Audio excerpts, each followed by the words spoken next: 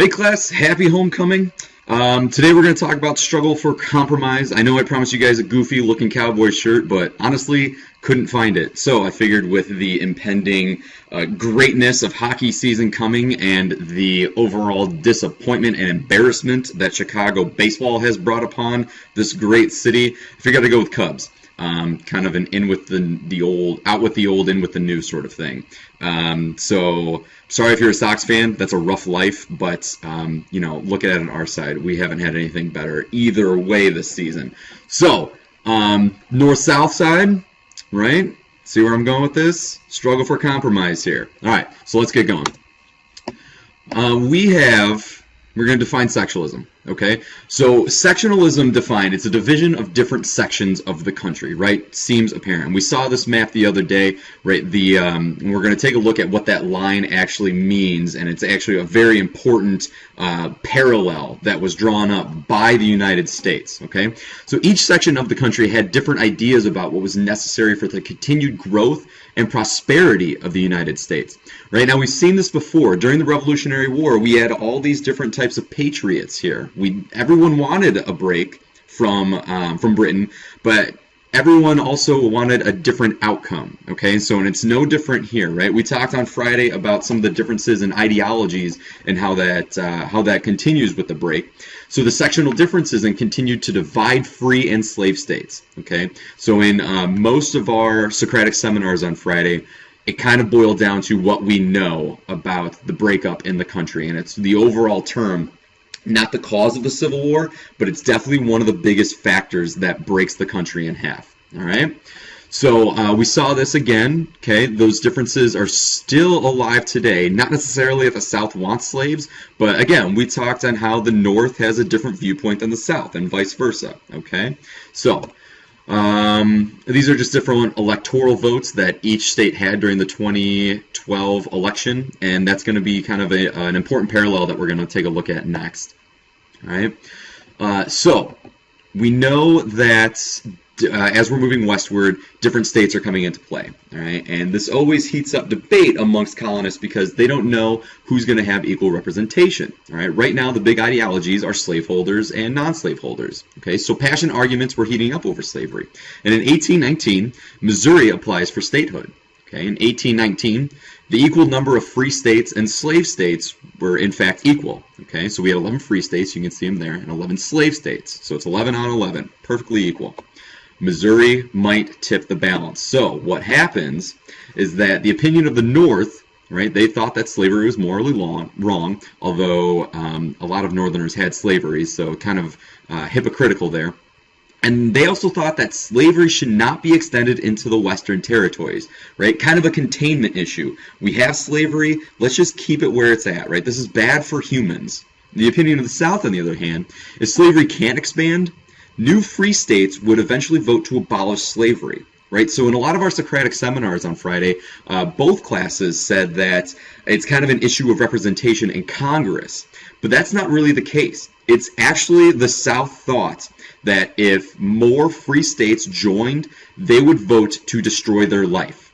Okay, they thought that slavery was such an integral part in their economy that it was basically boiling down to you take out slavery, you take out the South. All right, we don't want that. So the compromise. Well, let's get another state. All right, let's just find another player. Maine. Okay, we get Maine from France and Britain, from Quebec, and they would enter the Union as a free state. On the other hand, Missouri would enter the Union as a slave state, which comes to the 36-30 line, which we can see the split in this map here. Okay, the division between the 36 parallel, going across the United States, the north on top and the south on the bottom. Okay, 36-30 line. Slavery is illegal north of the line, and slavery is legal south of the line. So we actually have the first time a law, okay, something saying that slavery is allowed, which comes back to bite the country in the butt a little bit later. All right, and here you can see a clear division of the line. Okay, Maine enters as a free state in 1821, Missouri in 1820 as a slave state, and then that line, as you can see in the Arkansas territory, nothing below that line, okay, can be, everything below that line can be slave, okay, but nothing above can be slave. Okay, so below yes, above no. All right, now we got a lot of westward expansion, a lot of states that are going to come in here. You can see already they're outlining Texas. You can see a lot of the Oregon Territory, out of the unorganized territory left over from the Louisiana Purchase. So again, states are going to come into play, and we're going to have to go through this over and over and over again. So let's see what happens. Okay, westward expansion brought back the issue of slavery, as it would. So after the war with Mexico, which we'll look at next week and the following, actually, thousands upon thousands of settlers rushed westward for new opportunities. Basically, in a nutshell, what the war with Mexico brought us was all of this. Okay, all of this Spanish territory, right? And that's good. Right, it expands our country. We get another clear line to the Pacific Ocean. Right, we already have this here, but what are we going to do with all this? And as each new territory applied to be a state in the Union, the slavery question was raised. Again, not in terms of representation in the House and Senate, but because if slavery goes, the South economy basically crumbles. So they think. Right. So we can see the years that each state is getting their statehood, and along if we decide if they can be slave or free state. Okay, so if you're keeping score here, we have 15 on 15. Okay, Arkansas, Florida, Michigan, Iowa, and Wisconsin. Right, three new free states that come into play, along with the 12 that we already had, and then Arkansas, Florida, and Texas, slave. All right, all below that 3630 line, and then Michigan, Iowa, Wisconsin, they're all above. Okay, so now comes to the election of 1824. Right, we talked a little bit about in our Socratic seminars. Someone brought up the issue of what's going to happen if we elect someone to rule the country that doesn't like slavery. What can they do? Right, so the Republicans come in. They have 4 candidates. Right, Jackson, Crawford, J.Q. Adams, John Quincy, and Henry Clay. All right, and this is a very interesting election. Here you can see the different voting outcomes. Okay, the different electoral colleges. Okay, Florida does not get the vote yet. They're not a state yet, right? Along with Arkansas and all the states that we get, right? Michigan, Wisconsin, right? So I'm kind of blocking the view here, but you can see that Jackson wins both the popular and the electoral vote. However, he does not get enough electoral votes to officially be named president, right? And you can see that he was very popular in the South, okay, and John Quincy Adams very popular in the North. So what happens? Okay, different ideologies. They definitely have them. So Jackson, as you can see there, wins it outright. But since he doesn't have enough, Congress has to pick. Right, the choice of president therefore fell to the House of Representatives. They have to decide who is the winner. Right. So Clay, being the representative, he throws his support to Adams. And he eventually gets elected. Okay, so when Adams subsequently then names Clay Secretary of State, the Jacksonians, right, remember those Southerners, they charged that the two men had made a corrupt bargain. Okay, so a Northerner wins the election. All right. So then some things happen. Okay, we're going to kind of jump forward here. We're doing this in segments. We're going to talk about another compromise. All right, we're keeping with the states here. So in 1850, all right, we're jumping ahead. I'm sorry, about 25 years, but we're going to fill in the blanks in class. We have another state come into play. All right, 1849, California applies for statehood. And then the equal number of slave states and free states, all right, 15 on 15 again. So if California enters as a free state, it would tip the balance in the Senate and Southerners would lose power. All right, again, they don't want their life to be changed.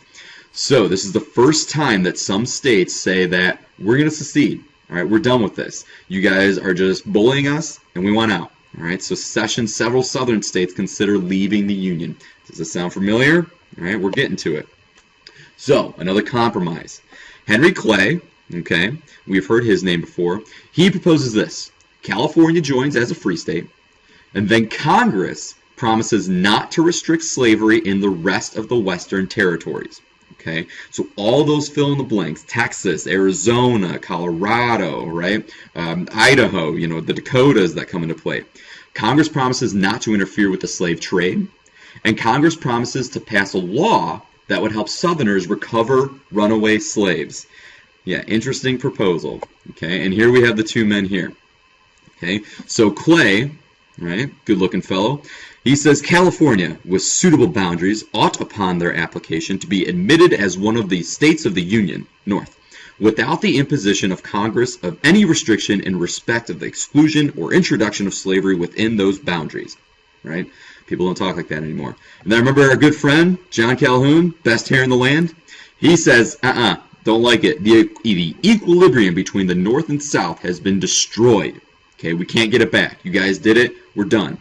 One section has the exclusive power of controlling the government, which leaves the other without any adequate means of protecting itself against its encroachment and oppression.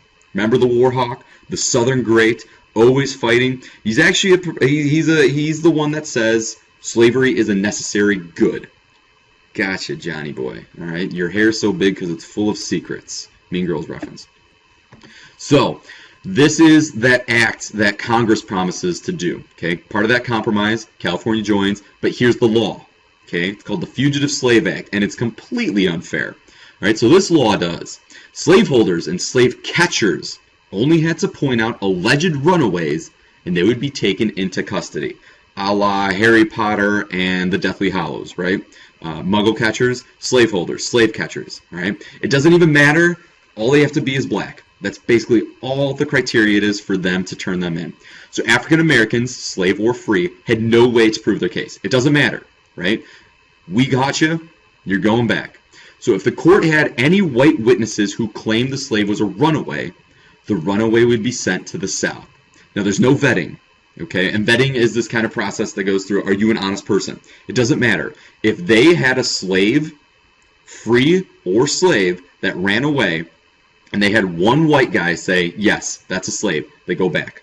Okay, even if they had no way to go back to. They're not even from a plantation. They're a northerner, owns his own business, says, slave, back. Okay, so here's the thing.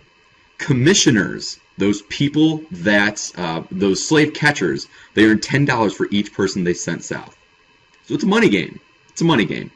Okay, so that's where we're at. We're going to fill in those blanks between 1825, the Missouri Compromise, up to 1850. All right, that's what we're going to do in class, but this is just some basic knowledge that we need to get in, some before and after. All right, we have the bookends. Let's fill in the middle. All right, guys, have a great homecoming. If you're watching this on Sunday, I hope you had a great time. Please be safe. All right, hate hearing those stories. Be safe, be kind to each other, and go Bears. All right, we'll see you later.